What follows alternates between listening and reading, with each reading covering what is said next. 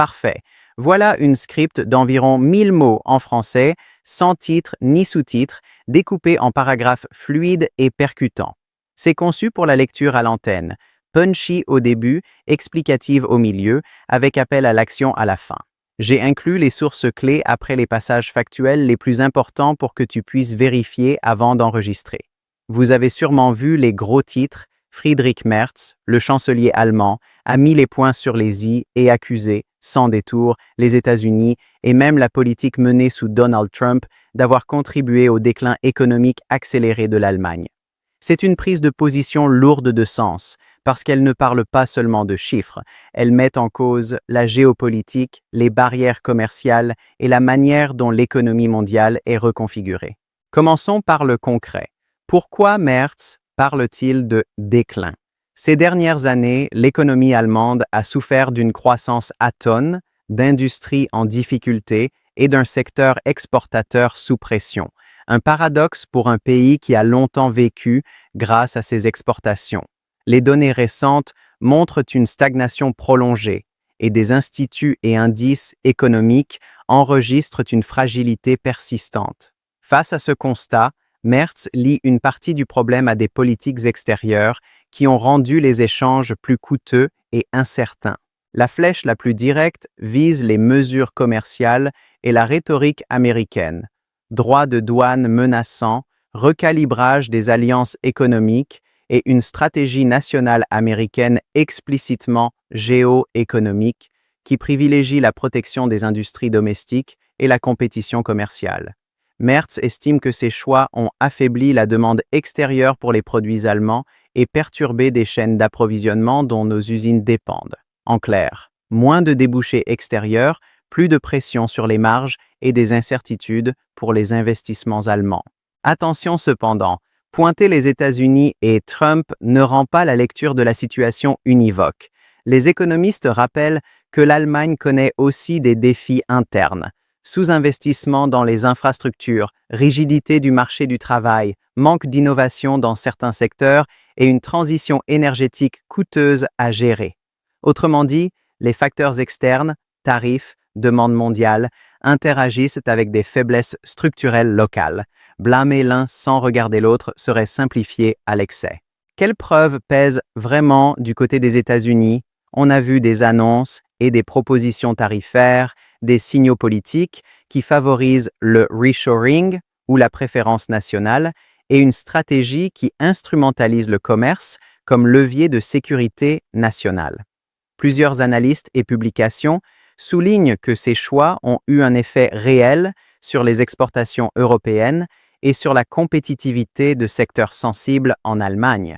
Mais le degré d'impact, combien de points de PIB, combien d'emplois, reste débattu. Certains observateurs estiment que les mesures américaines ont fortement pesé, d'autres que l'effet est notable, mais pas exclusif. Concrètement, pour les citoyens et les entreprises allemandes, qu'est-ce que cela change? D'abord, un impératif, diversification. Moins compter uniquement sur des marchés traditionnels, chercher de nouveaux partenaires commerciaux, investir dans l'innovation et la montée en gamme des produits. Ensuite, pression politique. Le gouvernement Merz veut accélérer les réformes, réduction de la bureaucratie, incitation au travail et à l'investissement pour restaurer la compétitivité domestique. Ces mesures visent à compenser la perte de terrain externe par un renforcement intérieur. Mais est-ce réaliste de dire que Trump seul est responsable? Non. Et c'est important de le dire clairement dans votre tête avant de partager un titre choc. Trump et les choix américains créent des vents contraires. Ils agissent sur la trajectoire, ils accentuent les vulnérabilités. Mais la trajectoire initiale dépendait déjà de décisions européennes et allemandes. La meilleure lecture est donc mixte. Merz a raison de pointer l'impact externe, et en même temps l'Allemagne doit regarder ses propres verrous si elle veut revenir à la croissance durable. Comment raconter tout ça dans ta vidéo pour que ce soit à la fois captivant et utile? Démarre par l'anecdote ou le chiffre choc. Par exemple, une usine qui réduit sa production faute de commandes extérieures, puis déroule l'explication en 3 étapes. 1. Ce que Merz a dit et pourquoi cela fait débat. 2. Les éléments concrets qui illustrent le freinage, exportation, indice tarifs. 3. Ce que peuvent faire entreprises et citoyens. Termine par un message d'action et un appel aux commentaires. Pensez-vous que l'Allemagne doit se tourner vers d'autres marchés? Dites-le en commentaire. Cela garde l'attention et favorise l'engagement. Pour conclure, la phrase la plus juste est souvent la plus nuancée. Merz met en lumière une vérité gênante, la géopolitique compte, et les choix américains peuvent blesser l'économie allemande. Mais la solution ne viendra pas d'un simple blâme, elle viendra d'une stratégie combinée. Adaptation au choc extérieur et réforme structurelle nationale. Si tu veux, je peux te transformer ce script en version lecture micro, avec repères de respiration, ou en script condensé pour un short percutant. Dis-moi laquelle tu préfères. Commençons par le concret. Pourquoi Merz parle-t-il de déclin?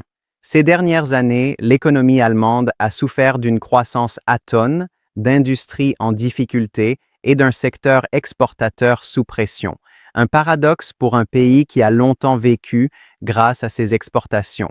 Les données récentes montrent une stagnation prolongée et des instituts et indices économiques enregistrent une fragilité persistante. Face à ce constat, Merz lie une partie du problème à des politiques extérieures qui ont rendu les échanges plus coûteux et incertains.